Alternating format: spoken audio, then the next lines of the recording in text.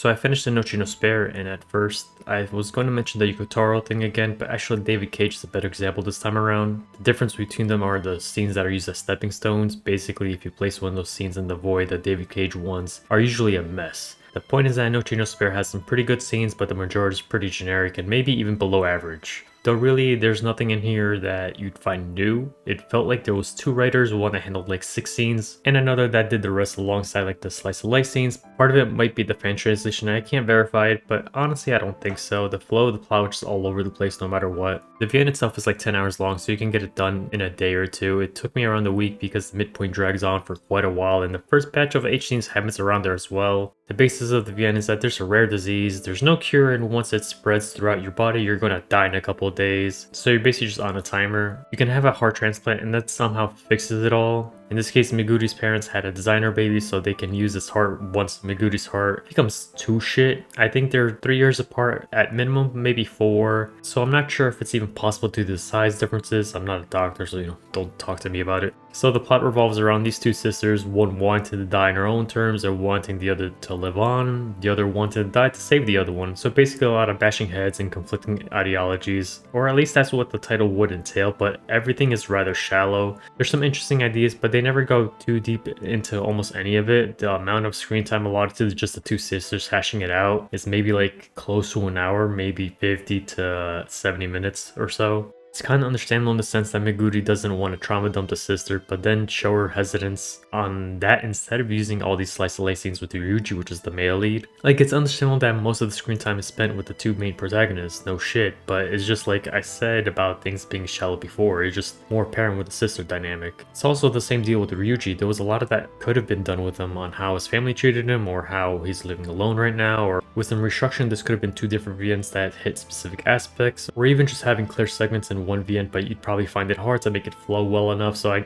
understand why they didn't do it that way. On the other hand, moving it all into segments would probably make all the Ryuji flashbacks feel less intrusive as well, so there's also that argument, I guess. The OST is fine, some of it's really forgettable. There's a few tracks that are better than what I think the plot is itself, and they're probably proud of those since they had multiple renditions. The art is fine, but half of it's like just spent on the H scenes, so it's like, I guess that's a waste. Maybe 1 or 2 more should have been centered around the sister, but there's enough that she doesn't really feel pushed to the side. And sometimes there's long spans of no CG, but that's also kind of fine. A lot of VNs do that, it's fine.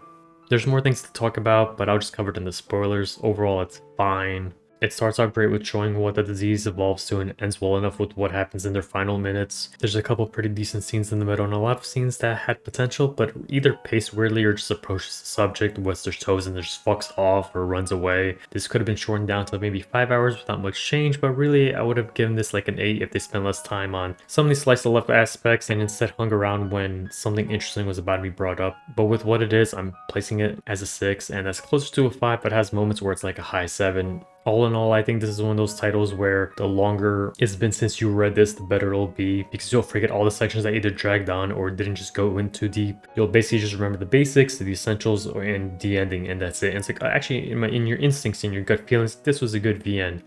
So this is spoilers now, so, the VN itself has a decent amount of flashbacks at the start. Generally, that type of thing isn't done very well, and it's the same case for this one. The constant back and forth in the first half is just kind of a pain. It's akin to when you're writing something and you keep going back because you realize you needed more context for specific things, but instead of restructuring everything to make it work well, you put a side note. It's like, great.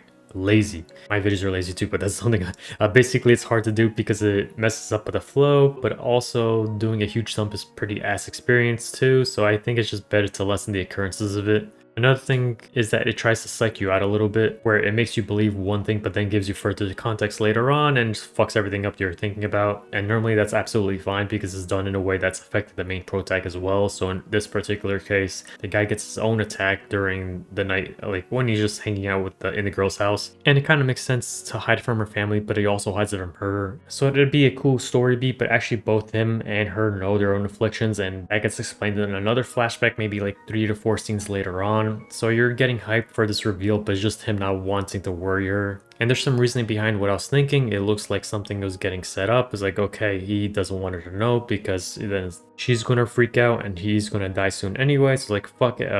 It's like, oh, she's gonna die too, but I'm gonna take care of her before I die, and she probably kicks the bucket first and everything will be, she doesn't need to know, basically. That doesn't happen. Anyways, the amount of scenes between the sisters are kind of minimal. It covers maybe 10 to 20% of the scenes. That's already kind of counting the times when it's a scene about the family. There are some scenes specifically set with just the parents, but it's maybe down to 3 of them. And that's kind of weird since the title talks about the 2 sisters, like, oh, it's a spare life, but because the sisters don't really interact all that much, you assume like, okay, maybe it's not going to be them 2 conflicting with each other and there's a different compatible heart. It's a different spare life. And it's like, okay, maybe it's the guy. But then this leads like, oh, the guy also has the affliction, so he's keeping it hidden. And this will be like a whole thing later on where the parents like, holy shit, you are also compatible. It's like, actually, I also have the disease, so fuck you, you're still gonna die or something like that. But yeah, none of that actually happens because, you know, they both know, but you don't know until like 4 scenes later on. And that's something I've seen in a different Utsuge title, or it could have been something really stupid like swapping hearts somehow fixes both of them, but honestly, that's just a horrible idea.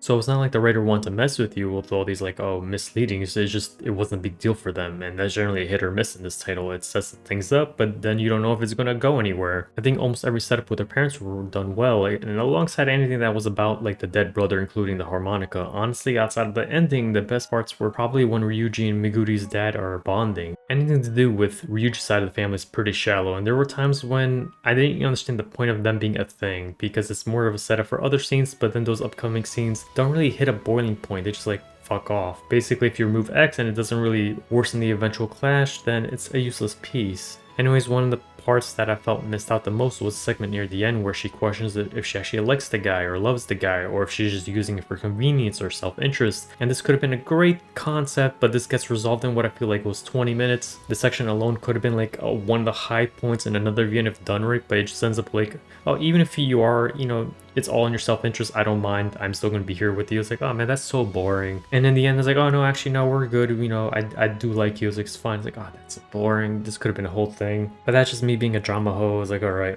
it's fine.